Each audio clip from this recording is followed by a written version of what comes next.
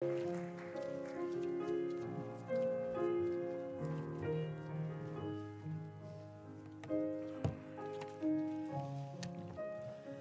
찬양 감사합니다. 우리 하나님의 사랑 우리 마음 가운데 늘 충만하길 소망합니다. 오늘 우리에게 주시는 하나님의 말씀 사도행전 9장 26절에서 31절까지 말씀입니다. 사도행전 9장 26절에서 31절, 저와 여러분이 한 절씩 교독하고 31절 함께 읽겠습니다. 26절을 제가 먼저 읽겠습니다. 사울이 예루살렘에 가서 제자들을 사귀고자 하나 다 두려워하여 그가 제자됨을 믿지 아니하니 바나바가 데리고 사도들에게 가서 그가 길에서 어떻게 주를 보았는지와 주께서 그에게 말씀하신 일과 다메섹에서 그가 어떻게 예수의 이름으로 담대히 말하였는지를 전하니라. 사울이 제자들과 함께 있어 예루살렘에 출입하며 또 주 예수의 이름으로 담대히 말하고 변론하니 그 사람들이 죽이려고 힘쓰거늘 형제들이 알고 가이사랴로 데리고 내려가서 다소로 보내니라. 그리하여 온 유대와 갈릴리와 사마리아 교회가 평안하여 든든히 서가고 주를 경외함과 성령의 위로로 진행하여 수가 더 많아지니라. 아멘. 아멘.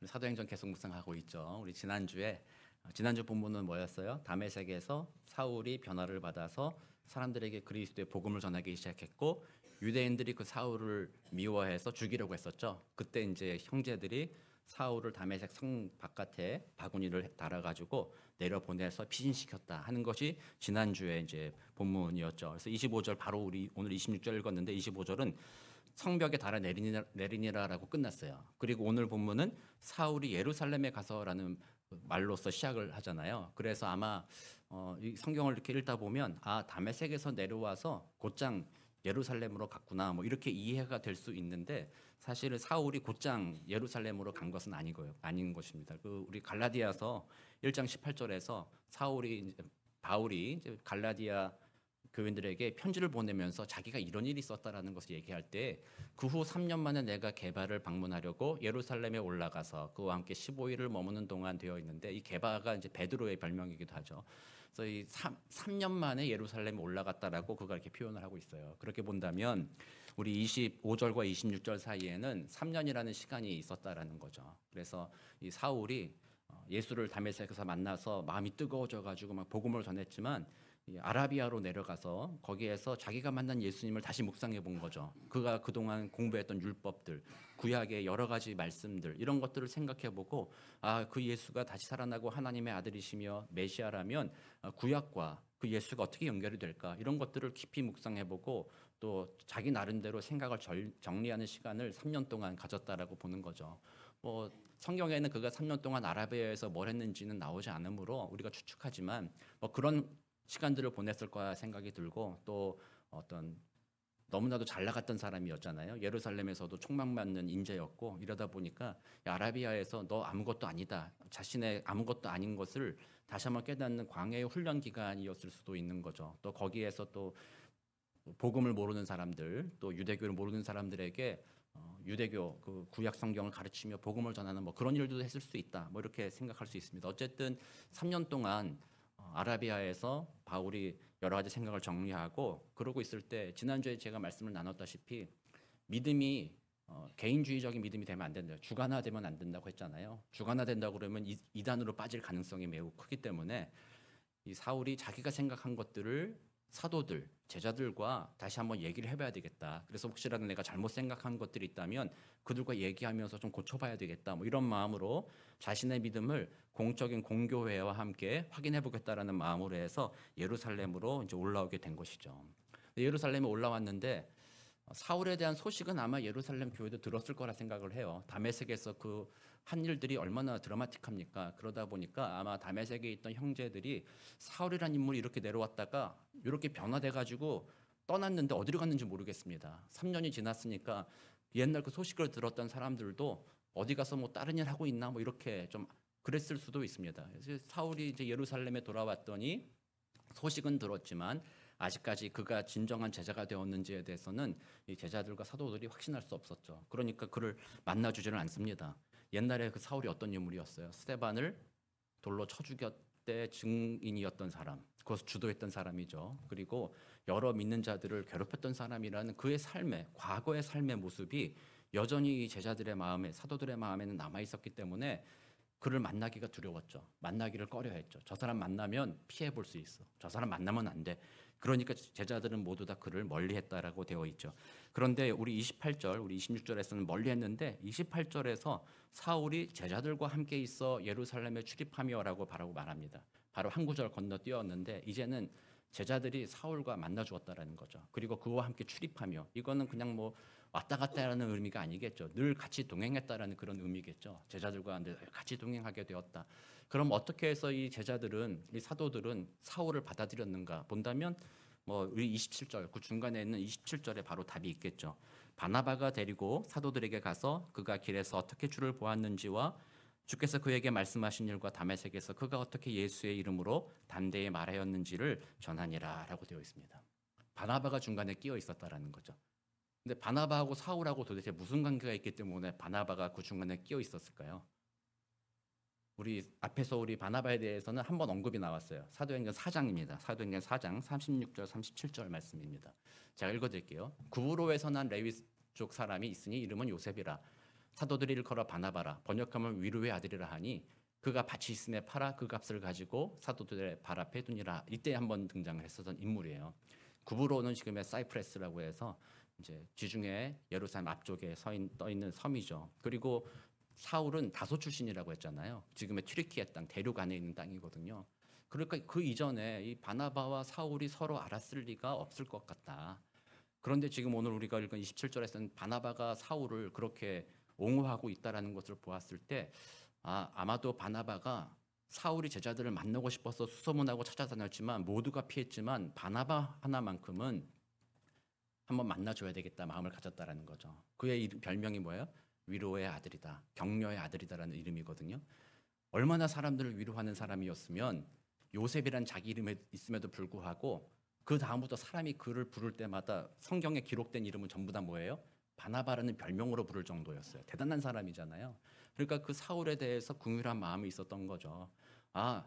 예수 그리스도의 십자가의 복음은 죄인된 우리들, 자격 없는 우리들을 변화시키며 의롭게 하는 복음이다. 그렇다면 저 사울이라는 인물도 내가 어렴풋이 다메섹에서 있었던 일에 소문은 들었지만 아직까지 그에게 확신은 없어. 그러나 복음이 그에게 역사한다면, 하나님의 은혜가 임한다면 저도 분명히 변했을 거야. 그러니 무조건 내쳐서 안 되겠다. 내가 한번 만나봐야 되겠다. 그래서 아마 바나바가 소문을 해서 사울을 만났을 것입니다. 그리고 그의 이야기를 귀담아 들어주었겠죠. 그 이야기를 들어보니 그 옛날 어렴풋하게 3년 전에 들었던 이 사울에 대한 소문, 그것이 진짜구나. 그것을 확인하게 된 거죠. 그리고 그가 보여주는 성품과 그와의 대화 속에서 그가 말하고자 하는 바가 확실하구나. 마음에 깨달아져서 그러므로 바나바가 그들을 데리고 사울을 데리고 제자들에게 다가갑니다. 그리고 그에게 확실하게 증언하잖아요. 이 사람이 확실하다. 이 사람은 우리를 옛날에 핍박했던 그 사울이 아니라 그가 예수를 믿고 제자가 되었다라고 이렇게 이야기해 줍니다. 이 만남을 통해서 어떤 일이 일어났습니까? 사울이란 인물이 자기가 정리된 그 하나님의 말씀과 복음이 우리 모두의 믿음과 동일하다는 것을 확인하게 됐잖아요. 그래서 나중에 기록하잖아요. 베드로와 손을 잡았다, 야고보와 손을 잡았다 이렇게 얘기하잖아요. 그때로부터 사울이 더 힘을 얻어서 복음을 전하며 결국에는 우리가 가진 신약 성경의 거의 대부분을 그가 기록하는 그런 귀한 일을 감당했잖아요. 그래서 그것을 통해서 오늘날 우리들이 복음이 무엇인지도 이해하게 되었고 교회란 어떤 것인지 신앙생활은 어떤 것인지를 알게 되는 놀라운 일을 행하게 했잖아요. 바나바 한 사람이 사울을 만나 주었고 그 만남 속에 중재자가 되어 주었을 때 사울이란 인물이 확신을 가지고 삶이 변화되어 우리들에게까지도 끼치는 놀라운 그 큰 영향력을 끼치는 그런 인물이 되었다라는 것입니다. 제가 늘 반복해서 말씀드리지만 하나님은 때때로는 기적적인 방법을 쓰기도 합니다. 제자들의 마음을 바꿔줄 수도 있었잖아요. 사울이 찾아왔을 때 하나님이 갑자기 환상 중에 음성을 들려줄 수 있었잖아요.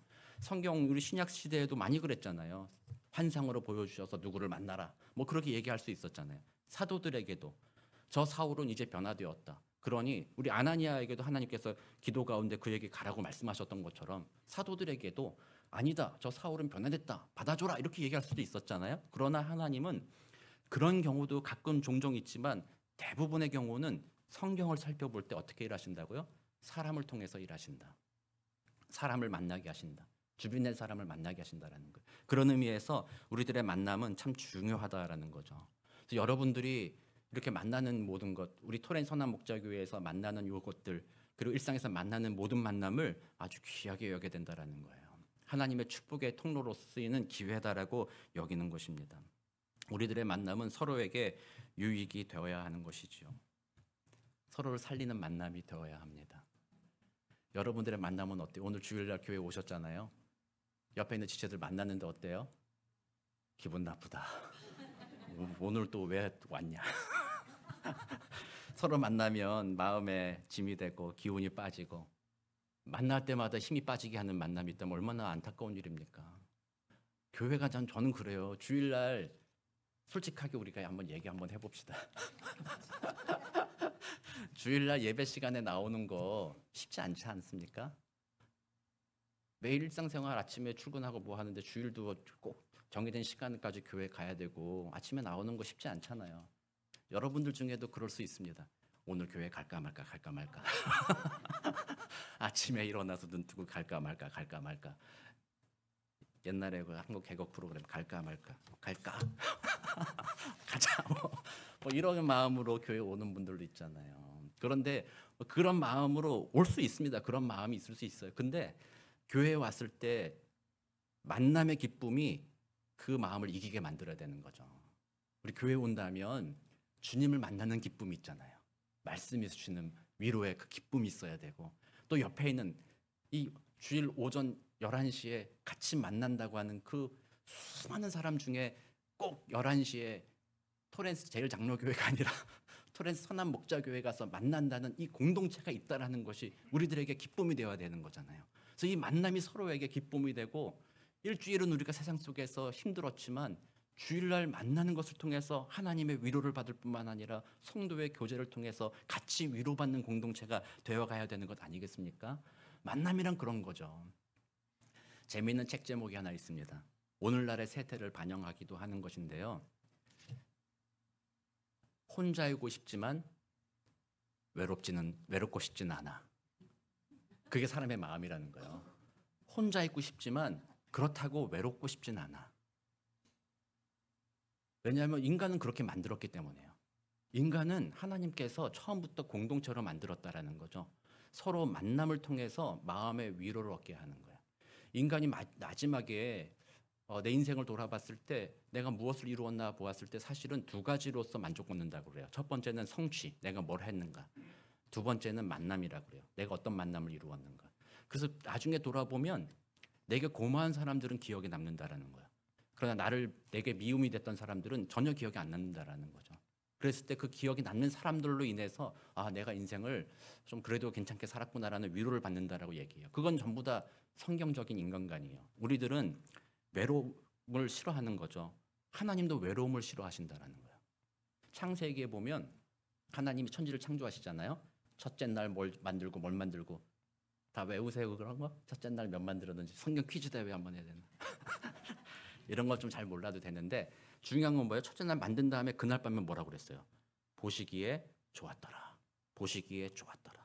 그런데 아담을 만드신 다음에 하나님이 뭐라고 그랬어요? 혼자 있는 것이 안 좋다. 다른 모든 것들은 다 보시기에 좋았더라라고 창조하신 다음에 아담만은 혼자 있는 걸 보면서 아담을 만들었잖아요. 자신의 형상대로 만들었잖아요. 그러면서 하는 얘기가 그가 독초하는 것이 좋지 아니하니라고 얘기했다는 거예요. 그럼으로써 결국 그의 갈빗대를 뽑아서 하와를 만들고 공동체를 이루게 하셨다는 거죠. 그래서 하나님도 외로움, 혼자 있는 것을 좋지 않게 여기신다. 하나님은 인간을 공동체로 만들었다. 만나게 만들었다라는 거예요. 그래서 우리 교회는 그런 걸 기억하면서 공동체를 이루게 하신 것이 얼마나 큰 은혜인가 생각해 보는 겁니다. 제가 시를 한 편 소개해 드리려고 합니다. 돌아가신 분이세요. 이제 2001년에 돌아가셔서 좀 일찍 돌아가셨죠. 정채봉 씨라는 분이 쓴 시예요. 제목이 만남입니다. 가장 잘못된 만남은 생선과 같은 만남이다. 만날수록 비린내가 묻어오니까. 가장 조심해야 할 만남은 꽃송이 같은 만남이다. 피어 있을 때는 환호하다가 시들면 버리니까. 가장 비천한 만남은 건전지와 같은 만남이다. 힘이 있을 때는 간수하고 힘이 다 닿았을 때는 던져버리니까. 가장 시간이 아까운 만남은 지우개 같은 만남이다. 금방의 만남이 순식간에 지워져 버리니까. 그러나 가장 아름다운 만남은 손수건과 같은 만남이다. 힘이 들 때는 땀을 닦아주고 슬플 때는 눈물을 닦아주니까. 여러분들의 감정이 좀 이렇게 말랑말랑해져야 되는 거예요. 이 시를 딱 읽으면서. 저도 이렇게 시를 별로 즐겨지 않기 때문에 감성이 별로 없는 사람이긴 한데 이런 거를 볼 때마다 마음이 좀 이렇게 됩니다. 여러분들의 만남이 어떤 만남이 되어 있습니까? 여기서 손수건과 같은 만남이라는 거는요, 존재 자체가 다른 사람을 위해 존재하는 거예요. 손수건은 그 땀을 닦아주거나 눈물을 닦아주는 것을 하지 않는다면 손수건이 아니죠. 그거는 다른 거예요. 근데 손수건이라는 건 존재 자체가 땀을 닦아주거나 눈물을 닦아주는 어떤 다른 사람을 섬기는 그런 일을 존재의 목적으로 가지고 있는 거예요. 그래서 우리의 만남이란 바로 이런 만남이 되어야 된다고 말하는 겁니다. 그리스도인들이 바로 이런 사람들이에요. 우리 하나님이 바로 이런 분이니까. 하나님은요, 자기의 유익을 위해서 우리를 창조하시거나 자기의 유익을 위해서 우리를 구원하셨다라고 말하지 않아요. 하나님은 스스로 자존하시고 스스로 만족하시고 모든 것이 풍성하세요. 그 안에 영광과 기쁨이 가득하신 분이에요. 따로 무엇이 필요하지 않아요. 철학적으로 따지더라도 만약에 그분이 따로 무슨 영광이나 기쁨이 필요하다고 한다면 그는 이미 신이 아니다라는 거죠. 하나님이심으로 그 안에 모든 것이 완벽하신 분이에요. 그러나 그분이 세상을 창조하신 이유는 뭐예요? 그 풍성한 사랑을 나눠주고 싶어서요. 그러니까 하나님의 특성은 사랑을 흘러 보내주는 거예요. 그래서 존재 자체, 하나님의 존재의 특성 자체가 바로 성경은 뭐라고요? 하나님은 사랑이시라. 특성 자체가 그렇다라는 거예요. 다른 사람을 섬기는 거예요. 특별히 우리 만드신 자신의 형상대로 만드신 인간을 섬기는 거죠. 예수님께서도 마찬가지잖아요. 십자가에서 죽으시는 이유가 뭐예요? 자기를 위해서 죽으신 거 아니잖아요. 내가 십자가에서 이렇게 죽고 나면 사람들이 나를 찬양하겠지, 나를 하나님이라고 막 경배하겠지. 그 경배 받기 위해서 내가 죽어야지. 성경은 그렇게 절대로 말하지 않습니다. 뭐라고 해요? 우리들을 위해서 죽으신 거잖아요. 우리들의 죄를 위해서 예수 그리스도가 그 고난의 길을 걸어가셨다라는 거잖아요. 그러므로 삼위일체 하나님, 우리가 믿는 그 하나님이 우리들에게 보여준 것은 우리들의 존재의 의미는 나 자신만을 위한 자기 중심적인 삶을 사는 것이 아니라 결국에는 그렇게 죄로 물들어 그렇게 살아갈 수밖에 없지만 점점 성령의 은혜가 생각나서 예수가 생각나서 주님을 닮아가서 점점 더 다른 사람을 섬기는 삶으로 변해가는 것이다라고 성경에 말하고 있는 거죠. 그러므로 우리 교회에서 여러분들이 다른 사람을 만나는 것에 대해서 잘 생각해 봐야 돼요. 오늘 예배를 드리면서 하나님을 만난다고 할 때도 우리는 어떻게 생각해야 돼요? 이 예배를 여러분들이 드리고 나온 이유가 뭐예요? 나를 위해서 예배 나오셨어요? 하나님과의 만남의 이유가 뭡니까? 하나님 왜 만나세요, 여러분들? 나에게 필요한 게 있으니까? 내가 뭔가 도와달라고 할 뭐가 있으니까? 자기중심적인 신앙생활이잖아요. 하나님을 만난다는 것은요, 하나님을 영광 올려드리기 위해서라는 거예요. 그러므로 이 예배 자리에서는 여러분들이 형식상 제가 말씀을 선포하기 때문에 형식상 제가 앞에 있고 여러분들은 회중에 앉아 있어가지고 마치 제가 하는 말이라든지 우리 찬양대가 하는 이 퍼포먼스를 여러분들이 구경하고 그냥 예수님 하나님과 함께 여러분들이 관중에 앉아서 같이 감상하는 그런 식으로 예배를 이해할 수 있는데 진짜 예배는 그게 아니잖아요. 여러분들이 오늘 예배에 나오신 이유는 하나님을 만나고 싶은 이유는 뭐예요? 하나님께 감사와 영광 올려드리기 위해서예요. 주를 위해서라는 거예요. 그 마음으로 여러분들이 예배를 여겨야 돼요. 그러므로 헌신하면서 예배 나오는 것 아닙니까? 아까 아침에 나올까 말까 갈까 말까 고민하는 거는 뭐예요? 내가 중심이 되면 그렇잖아요. 내가 좋으면 가고 안 좋으면 안 가고 갈까 말까. 그러나 나는 주님을 위해서다. 나의 존재는 바로 주를 위해서다라고 한다면 이 아침에 갈까 말까 그럴 수 없는 거죠. 가야 되는 거죠. 예배에 참석하게 되는 거죠. 그러니까 우리의 만남이 바로 그렇게 되어야 되는 것입니다. 다른 사람을 살리는 만남이 되어 가야 되는 것이죠. 특히 그리스도인들이야말로 진정으로 그렇게 해야 된다라는 것입니다. 오늘 우리 이제 광고나 여기 표시는 안 되어 있지만 총회에서 정한 2단 경계주일입니다. 요즘 이단들이 너무나도 판을 많이 친다는 거예요. 우리 한인 이민교회에서도 이단들이 얼마나 이렇게 심각하게 무리를 빚는지 몰라요. 한국에서 지금 난리가 나고 있잖아요. 신천지, 뭐 통일교, JMS, 뭐 이런 각종 이단들이 막 교회에 침투해서 옛날 같으면 이단들이 자기들끼리 뭐 산속에서 뭐 한다 뭐 그렇게 해서 사회적 무리를 일으켰다면 오늘날에는 그 이단들이 교회를 공격한다라는 거예요. 그러니까 우리가 그 이단과의 만남을 잘 주시해 볼 필요는 있어요. 근데 이 이단들은 처음에는 얼마나 잘해주는지 몰라요. 이단들 만나보신 적 있으세요? 이런 분들? 무서워서 못 만나죠. 근데 만나보잖아요. 정말 착해요. 간이고 쓸개고 다 내어줄 것 같아 해요. 그래서 제가 아는 어떤 분들은 교회 나왔다가 상처받았대. 교회 왜 이렇게 사랑이 없니? 교회를 떠났어요. 나중에 알고 보니까 어디 이단 교회에 가 있어. 왜 거기 가셔서 그랬더니 여기는 진짜 날 사랑해 준대. 여기서 나의 사랑을 경험할 수 있어. 너무 좋대요, 거기가. 우리는 그런 거는 배우긴 해야 돼요. 우리가 해야 될 일을 그 이단들이 하고 있는 거예요. 근데 그 이단의 그런 만남은 처음에는 우리를 위한 것 같고 나이산 것 같아 보이지만 결국 그 끝에 가다 보면 이단 사이비는 결국 나의 모든 것을 빼앗아 가는 것이죠. 그래서 교주를 최고로 삼고 그 교주를 위주로 한 그 리더십 그룹들이 이익을 위해서 결국에는 이단에 깊이 들어가면 들어갈수록 삶이 얽매이는 거죠. 삶의 기쁨이 사라져가기 시작하고 뭔가 자꾸 빼앗기는 그런 모습으로 살아가게 되는 거죠. 그게 이단의 특징이거든요. 그러나 그리스도인의 만남, 우리 예수님은 그와 다르다는 거예요. 예수님을 만나면 만날수록 우리는 풍성해지죠. 자유로워지죠.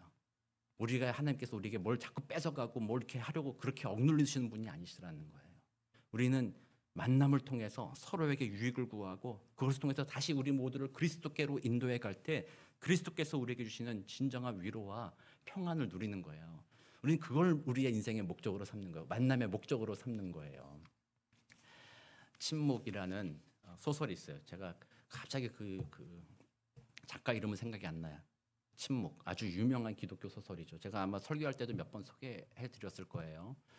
그 일본의 배경이에요. 일본에서 이 포르투갈과 이쪽 동양에서 카톨릭 사제들이 선교를 이렇게 많이 보냈는데 어떤 한 수도사가 갔다가 소식이 끊겨가지고 조세보로 보내라. 그래서 그 제자를 보냈는데 제자 가서 보니까 그런 거예요. 예수 믿는 자들에 대한 핍박이 엄청난 거예요. 십자가를 옆에다 놓고 밟아라. 밟고 지나가면 살려주고 못 밟겠다 이러면 죽이는 거예요. 그런 핍박 뭐 내용은 그것보다 더 많은 핍박이 있지만 어쨌든 그 순간이었어요. 이 사람도 사제인데 붙잡힌 거예요. 그리고 너는 사제이기 때문에 십자가를 안 밟으면 너를 죽이는 게 아니라 너를 따랐던 저 성도를 죽이겠다 그러는 거예요. 한 사람 한 사람씩 죽이는 거예요. 십자가를 밟아야 돼요? 안 밟아야 돼요?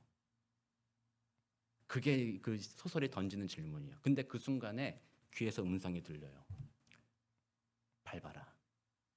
예수님의 음성이요. 밟아라. 나는 너에게 밟히고자 이 땅에 왔다. 나는 너를 위해 내 몸을 주고자 이 땅에 왔다. 저 생명을 살리기 위해서 밟아라. 밟는 너의 발은 아플 것이다. 그러나 그 밟음을 통해서 생명을 살리는 일이니 밟아라. 우리 예수님이 바로 그런 분이라는 거예요. 우리들의 무언가를 가죽 빼내가려고 하는 그런 만남이 아니라 우리 하나님, 우리 예수님은 어쨌든지 우리로 하여금 죄의 구속에서 인생의 불행의 구속에서 우리를 건져내시고 우리를 위하시는 분이 바로 그 예수님이라는 거예요. 그래서 우리는 그 은혜를 힘입어 하나님의 자녀가 되었다면 이제 우리는 어떻게 살아야 되는가? 우리는 십자가에 우리를 못 박고 주가 내 안에 계신 것처럼 살아간다라고 한다면 우리도 마찬가지로 우리가 주님을 만났을 때 그 위로를 얻고 평안을 누렸던 것과 마찬가지로 우리들의 만남이 다른 사람에게 그런 기쁨을 주는 만남이 되어야 된다는 거죠. 다른 사람을 살리는 만남이 되어줘야 된다는 겁니다. 다른 사람들 마음에 고마운 사람이 되어가야 된다는 거죠.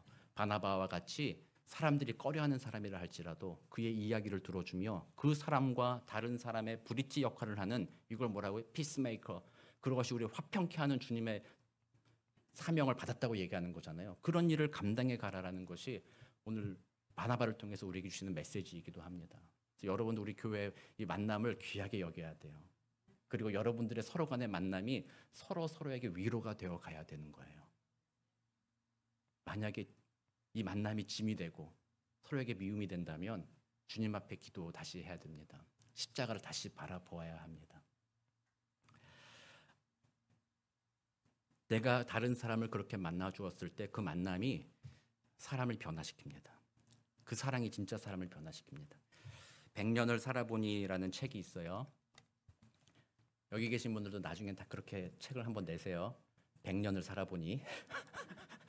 지금 한 106세쯤 되시는 것 같아요. 이렇게 김영석 교수님이라고 연세대학교 철학과 교수님이시고 한국 철학과 철학 그 분야에서는 아주 원로시죠. 오래되신 분이신데 그분이 100세가 넘어가지고 책을 쓴 거예요. 100세를 살아보니라는 책을. 대단하지 않습니까? 이분이 맨날 연구하고 강의하고 이렇게 다니니까 자기는 지금까지도 이렇게 이런 일들 할 수 있다. 책도 쓸 수 있다. 뭐 이렇게 얘기하시면서 하시는데 이제 그 책의 한 꼭지, 한 파트가 바로 이 우정에 관련한 거였어요. 우정에 관련한 거, 사람의 만남에 관련한 것이죠. 그래서 그분이 어렸을 때부터 만났던 친구들 이야기를 쭉 쓰거든요. 그런데 어릴 때는 그렇게 친했던 친구들이었는데 나중에 지금 100세가 돼서 돌아보니까 어떤 만남들은 전혀 기억에 남지 않는 만남들이 있었다라는 거죠. 그때는 좋았는데 돌아보니까 아무런 내게 유익도 없었고 기억도 남지 않는 만남이 있었다. 그러나 돌아보니 어떤 만남은 내 인생을 변화시키는 아주 귀중한 만남이고 소중한 만남이 있었더라라는 거예요. 100세를 살아보니 그런 만남이 귀중하다는 것을 아직 50살밖에 살지 않는 저한테 알려주는 거잖아요. 또 여러분들께도 알려주는 거잖아요. 그래서 그 만남이 중요하다는 거. 그 책에서 한 예를 이렇게 들어요. 어르신들 중에서 이 사건을 기억하시는 분도 있을지 모르겠습니다만 한 군인이에요. 상사인데 극장에서 사람들이 영화를 보고 나오는 그때 수리탄을 던져가지고 사람이 죽고 많은 사람이 다치는 그런 사건이 한번 있었다고 해요. 이 사람이 이제 이름을 밝히지 않았지만 이상사라는 분인데 이분이 그런 일을 했는데 그 사람의 배경이 뭐였냐면 어려서 부모님을 잃고 고아원에서 자랐다라는 거죠. 그래서 고아원에서 생활은 뭐 이렇게 어떻게든 지냈지만 사람과의 그 관계, 그 외로움을 충족받지 못한 거였죠. 그래서 18살이 돼서 고아원에서는 나가야 되기 때문에 나왔지만 갈 데 없어가지고 군대 입대한 거예요. 그래서 군대 입대했어도 다른 동기들 같은 경우는 휴가 나가면 가족을 찾아가고 누구 만나러 가는데 이 사람만은 만날 사람이 없었다라는 거예요. 고아원에 방문해도 환영은 해주지만 그 안에 깊은 애정이나 이런 것들이 좀 결핍되어 있었다라는 거죠. 그래서 어떻게 할 수 없어서 갈 데도 없어서 군대에 계속 있다가 상사라는 시책을 달았는데 여전히 마음에는 항상 그런 외로움이 있었고 자기를 돌아보지 않는 사람들에 대한 분노가 있었다라는 거죠. 그래서 어느 날 훈련 중에 수류탄 2개를 주머니에 넣고 이제 밖에 나온 겁니다. 그리고 그날 막 술을 막 마시다가 자신의 감정을 컨트롤하지 못한 상황에서 극장에서 사람들이 막 연인들끼리 친구들끼리 막 나오는 것을 보면서 쟤들은 저렇게 행복한데 나는 왜 한 명도 나를 위로해주거나 나의 외로움을 달래줄 친구가 없느냐. 그래서 너희들만 행복한 게 인생이냐 화가 나가지고 수류탄을 던진 거예요. 그래서 그 사람이 붙잡혀가지고 군사 재판에서 이제 사형 선고를 받습니다. 그리고 군인이었기 때문에 총살형을 받아요. 그래서 이제 인생을 포기한 거죠. 그래도 딱 한 사람만이 그 사람을 좀 만나봐야 되겠다는 마음을 가진 사람이 있었다고 해요. 그 사람이 군목이랍니다. 그 군대에 있는 목사님이죠. 이 사람만은 예수님의 사랑의 마음을 가지고 그 사람을 만나봐야 되겠다. 여러 차례 그 사람 만나자고 했는데 뭐 인생을 포기했기 때문에 전혀 만나주지 않다가 어쩌다 우연히 마음이 열려서 한번 만났다라는 거예요. 그때 그 그분이 그 사람한테 이상사한테 이렇게 얘기를 했대요. 먼저는 내가 미안하다 얘기했다라는 거예요. 분명히 당신이 감정을 컨트롤 못하고 하지 말았어야 될 악한 일을 했으므로 총살을 당하는 것은 내가 어쩔 수 없다. 그것은 당신이 받아야 되는 것이다. 그러나 내가 미안하다고 말한 것은 당신이 그 지경이 될 때까지 이 사회가 또는 우리 그리스도인들이 당신에게 사랑을 보여주지 못했으므로 당신이 거기에 이르기까지 우리가 방치했다. 그러므로 이것에 대한 책임은 당신에게만 있는 것이 아니라 우리들에게도 있는 것이다. 미안하다. 이렇게 얘기했다라는 거예요. 그 이야기를 들은 이상사라는 사람이 마음이 강팍해져 있었고 마음이 닫혀 있었고 뭐 그랬던 사람인데 그 이야기를 듣고 마음에 눈물을 흘렸다라는 거예요. 정말 내 인생에 이런 얘기 들어본 적이 없다. 이런 이야기를 해줘서 너무 고맙다. 내가 목사님 이야기를 들어보니 내가 정말 잘못했다. 정말로 뉘우쳤고 또 예수의 복음을 듣기도 하고 그렇게 하면서 마지막 순간에 그 사람이 얘기했다라는 거예요. 내가 사회에 전혀 도움이 못 해왔지만 이제 내가 예수 믿고 나서 이제 죽음을 당하는 것은 당연한데 사회의 마지막으로라도 좋은 일 하고 싶다. 나의 모든 장기를 기증하고 싶다. 근데 뭐 군 총사령이기 때문에 이 장기를 기증할 수가 없다는 거예요. 어떻게 하냐? 눈만은 괜찮다. 그래서 이제 각막을 기증하고 눈을 안구를 기증하고 총사령으로 그 사람이 죽었다라는 거예요. 근데 그 군목을 그 교수님이 김영수 교수님이 나중에 만났다라는 거예요. 그러면서 그때 그 한 번의 만남이 그 사람의 마음을 녹였고 마지막 순간에 그가 다른 사람 위해 살아갈 수 있는 삶으로 다른 사람 위해 자기의 몸을 내준 삶으로 변화되었다. 이런 이야기를 들었다라는 거예요. 그러면 사실 얘기가 그거예요. 이렇게 어떤 만남들은 삶을 변화시키는 귀중한 만남이다. 극악무도한 죄인이라고 할지라도 그 사람을 어떻게 만나주었느냐에 따라서 그가 회심하고 돌이키는 그런 역사를 이룬다. 그러므로 100세를 살아보니 우리들의 만남이 소중하고 그 만남 가운데 다른 사람을 위로하고 다른 사람이 건강하게 살 수 있도록 도와주는 그런 만남들, 이런 것들이야말로 참 의미 있다라고 얘기하는 거예요. 그래서 우리 그리스도인들이 바로 그런 거예요. 우리는 그렇게 부르심을 받았어요. 우리들은 만남을 우습게 여긴다거나 우리들의 만남을 통해서 다른 사람을 괴롭게 하려고 만난 것이 아니라 우리들은 하나님의 은혜를 힘입어 다른 사람의 유익을 위하여서 우리들의 만남을 사용하라고 부르심을 받은 것입니다. 때때로 많은 분들이 목사에게 자녀를 축복해달라고 기도해달라고 데리고 옵니다. 어떤 기도를 해드려야 될까요? 옛날에 돌잔치가 한 번 있었어요. 저는 그때 집사였거든요.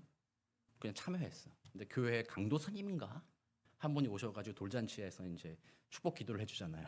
근데 그분이 축복 기도하면서 이 아이가 커서 다른 사람을 위해서 희생하는 인생이 되게 없어서 막 희생만 몇 번을 얘기했는지 몰라요. 희생하게 없어서 막 기도했어요. 나중에 그 할아버지죠, 돌내기 할아버지가 화를 내셨어. 아니 돌다면 돌잔치에 와가지고 애를 건강하게 자라고 잘 살게 해달라고 기도해줘야지 희생해달라는 얘기를 내가 한 번이면 이해하겠지만 몇 번을 얘기하라고. 근데 사랑하는 성도님들, 우리 어떻게 여러분들의 자녀를 이제 저한테 데려가서 기도해 주십시오라고 하면 제가 뭐라고 기도해야 되겠어요? 공부 잘하게 해주시고 학교도 좋은 데 가고 좋은 직장 갖고 좋은 배우자 만나고 좋은 친구 만나고 뭐 이렇게 여러분들 그걸 기도를 바라실 거 아니에요. 분명히 그 기도해야 됩니다. 그렇게 돼야죠. 우리 인생이 괜히 뭐 쓸데없이 그냥 무조건 저주받고 힘들고 어려워 그럴 필요가 없어요. 잘 되기를 기도해 줘야 돼요. 그러나 저는 우리 자녀들에게도 그렇고요. 기도해 줄 때 그걸 기도할 뿐만 아니라 또 그 반대도 기도해 줘요. 이 아이가 좋은 친구가 되게 없어서요. 이 아이가 좋은 학생이 되게 없어서. 이 아이가 좋은 배우자가 되게 해 주십시오. 어떻게 보면 그리스도인들에게 진짜 기도는 그거죠. 그러니까 그 강도사님인가 그분이 너무 희생을 강조해 희생이라는 단어를 썼기 때문에 받아들이기가 힘들었던 거였죠. 근데 그 말을 좀 바꿔가지고 이 아이가 좋은 사회의 일원이 되게 하옵소서. 이 아이가 좋은 배우자가 되게 하시고 좋은 사람이 되게 하여 주셔서 다른 사람을 위해서 섬기는 삶을 살게 하옵소서. 그랬다면 그것이 얼마나 귀한 축복의 기도가 되겠어요. 그리스도인들은 바로 그런 것입니다. 우리들은 우리들만을 위해서 사는 것이 아니라 이제는 예수의 은혜를 힘입음으로써 우리의 만남을 통해서 다른 사람을 살리는 일을 하며 살아가는 것이죠. 예수님의 선한 사마리아인의 비유를 너무나도 잘 아시잖아요. 그 비유의 핵심 교훈은 뭡니까? 착하게 살아라가 아닙니다. 물론 착하게 살아야 된다는 그 메시지가 있죠. 근데 거기보다 더 핵심인 것은 내가 좋은 이웃이 되어주라는 거예요. 좋은 이웃을 찾아가지고 도와주라는 것이 아니라 때로는 좋지 않은 이웃이라 할지라도 그 내용에 보면 그 사마리아 사람이잖아요. 이 사마리아 사람 서로 상종하지 못할 사람이라 할지라도 내가 좋은 이웃이 되어가는 것, 나를 통해서 하나님의 은혜가 흘러가는 것, 그것을 하라는 것이 선한 사마리아인의 비유의 핵심이라는 거예요. 하나님은 바로 그런 분이라는 거죠. 우리는 율법주의적인 태도, 이 사울과 그 이전에 바리새인들이 보여주었던 율법주의적인 공동체는요, 하나님을 오해한 거예요. 하나님이 악과 만나면 어떻게 되겠어요? 하나님과 악이 부딪히면, 부정한 것이 부딪히면 하나님이 부정해져요, 저것이 선해져요. 율법은 저쪽 사람이 부정하다면 그게 나한테 옮는다는 거예요. 저 인간이 부정하면 만나면 내가 부정해진다. 그래서 악한 것은 전염된다라는 것이 율법주의적인 태도였는데 복음, 하나님의 은혜는 반대로 바꿔버렸어요. 아니다. 부정한 것이 의로운 것을 닿았을 때 이제는 더 이상 부정한 것이 아니라 그것이 의롭게 된다. 이제는 하나님의 은혜, 복음의 은혜가 나를 통해 역사하셔서 죄인을 만나되 그 죄인에게 내가 영향받는 것이 아니라 그 성령의 은혜가 내가 그 죄인을 변화시키는 역사를 일으킨다라는 것이 복음의 능력이라는 거예요. 그러므로 예수님은 죄인의 친구가 되신 거잖아요. 의로운 자의 친구가 아니라 죄인의 친구가 돼요. 내가 이 땅에 온 것은 건강한 자를 위해서 온 것이 아니라 병든 자를 위해서 온 것이다. 나는 그들을 고치고자 한다. 예수님의 말씀이 바로 그거잖아요. 나는 의인을 위하여 온 것이 아니라 악인을 위하여 왔다. 바로 그 예수님께서 우리에게 보여주신 그 은혜로 우리는 예수님의 만남으로 복을 누렸잖아요. 이제 우리 그리스도인들이 그 능력에 힘입어서 여러분들의 삶에서 다른 사람에게 여러분들의 만남을 통해서 다른 사람이 쉼을 얻게 하고 오늘 본문에처럼 사울을 받아주는 것처럼 그를 인정해주고 위로해주는 그런 만남이 되기를 주의 이름으로 축복합니다. 특별히 우리 오늘 주보 광고에 보면 이번 9월 10월 추천 도서가 카일 아이들먼의 나의 끝 예수의 시작이 있습니다. 근데 그분이 쓴 책 중에 하나는 한 번에 한 사람이라는 책이 있어요. 한 번에 여러 사람 하려고 그러면 우리는 못합니다. 그러나 한 사람이라면 할 수 있어요. 그래서 이번 한 주간 여러분들이 만나는 사람에게 내가 뭔가 위로를 주고 평안을 주는 그런 삶을 살고 싶다고 다시 한번 오늘 하나님의 은혜를 구한다면 이번 한 주간 그런 훈련을 하는 겁니다. 한 사람 정해보는 겁니다. 한 사람. 내가 그 한 사람에게 이번 주는 나의 만남이 그에게는 잊지 못할 만남이 되게 하겠다.